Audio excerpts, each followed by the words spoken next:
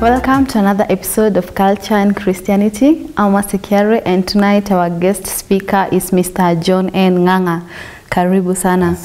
Today, our topic of discussion tonight will talk about impacts of traditional beliefs and Bible beliefs.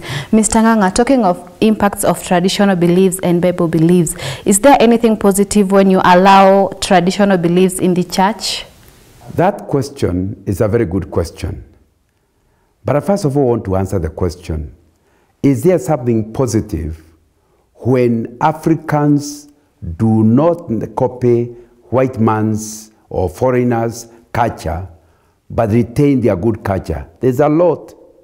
There's a lot we lose by sacrificing our positive customs in order to copy foreign ones. You know, the trouble is you can never be as good as a foreigner in the foreigner's customs and culture.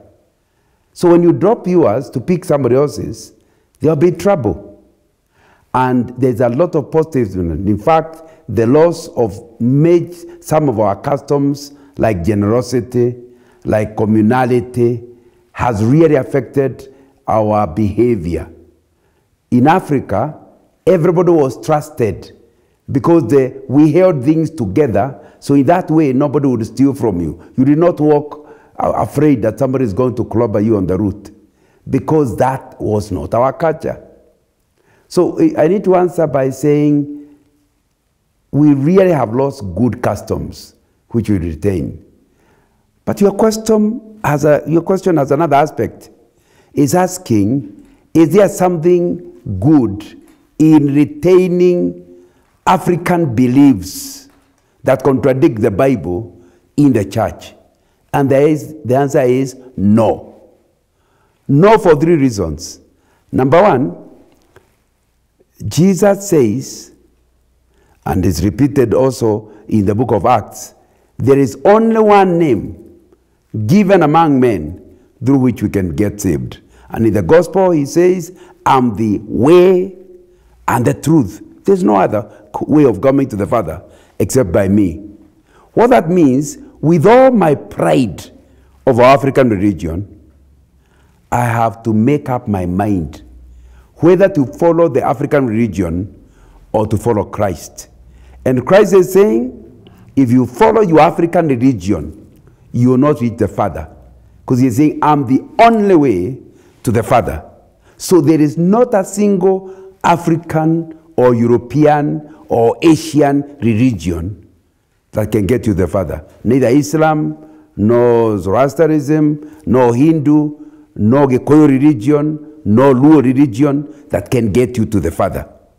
So therefore means trying to get beliefs on other religion into Christianity dilutes Christianity, and in the end, you are just wasting your time. Second, when you get the other religion into Christianity, God is a God who says, I'm a jealous God. My glory I will not share with anyone. What that means is that if you mix the two, you are not sure when you get blessings, were those blessings from God, the Father of Jesus Christ, or from your culture, the worship of the ancestors, the worship of which of them blessed you? For example, you had no baby, and you are praying in the name of Jesus for a baby, but at the same time, you are doing cultural things that help you to get a baby when you have been able to. When you finally get the baby, who do you praise? If somebody hears you talking about how good God is, says, don't lie. We remember you sacrificing. We remember you what you did. The implication of that is that it will not be clear who gets the glory. And Jehovah is saying, I'm a jealous God. What that then means is that as soon as you choose to mix, you actually lose God. Because he's not our level.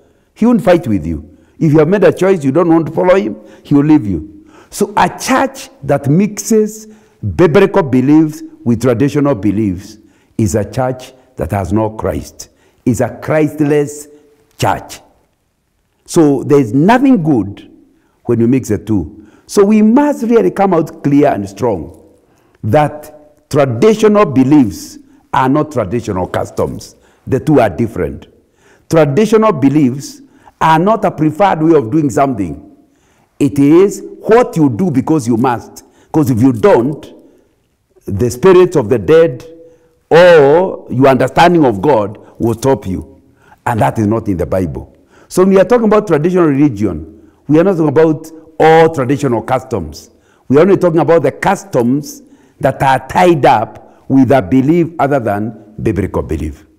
And we are saying that one you must stop. So go to your own culture, take out what is religion, things that have to do with I must do it, if I don't do it, there will be consequences, that's religion. Or go to others that are just a preferred way of doing things and do it their way. For example, you can wear traditional clothes. I don't think the church should enter into that. As long as you are not naked, you are fully covered. There's be nothing wrong with it. For example, you can treat traditional foods. Why should you copy white man's or Asian's food? You can stick with yours. That's not what we are talking about. We are talking about traditional religion. Okay, and when the Israelites mixed their beliefs with Canaanites, what were some of the consequences? You know, that's a very good question, because we are not the first people to mix the two. The Samaritans were actually, one of the key things about Samaritans is that they wanted to follow the God of Abraham, but they also wanted to copy what is happening in the tribes around them. And when they mixed the two, God gave them up. You cannot, for a Jew to be a Jew, it was required that he does not even intermarry with the people around him, does not copy the customs of around him. The determination of what customs to follow was the Pentateuch. The first 5 books of the Bible is what makes a Jew. So when they mixed them, God destroyed them. God brought a lot of trouble to them.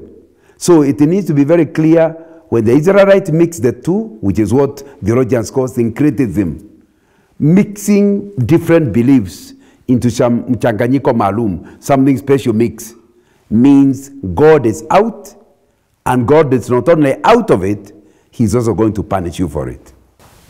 Okay, you are watching Champions TV, and tonight we are talking about impacts of traditional beliefs and church beliefs. Our guest speaker tonight, we have Mr. John N. Ng'ang'a. And Mr. Ng'ang'a, what's the impact of the wise and social or economical when we revert to traditional beliefs? Just before I emphasize on those, the social, the economic, I just want to emphasize what you have just been saying. The fact that when we talk about a mix, we are talking about believing too. You know, there are people who are accused that they are Christians, but they still believe if you don't do something that's required by their traditional religion, you will not be blessed. For example, you want a wedding, you want a church wedding, because you believe the prayers of the pastor will involve God, and so you'll have a good marriage, but you also want Gurario. You want the traditional way of your marriage being blessed. That's what you are calling mixing. And the difference between here people are not backsliding. They are not leaving the church. They are actually wanting to stay within the church so they can get blessings of Jehovah, but at the same time, they want to get the blessings of the ancestors. That's what the mix we are talking about. And you are saying it has consequences.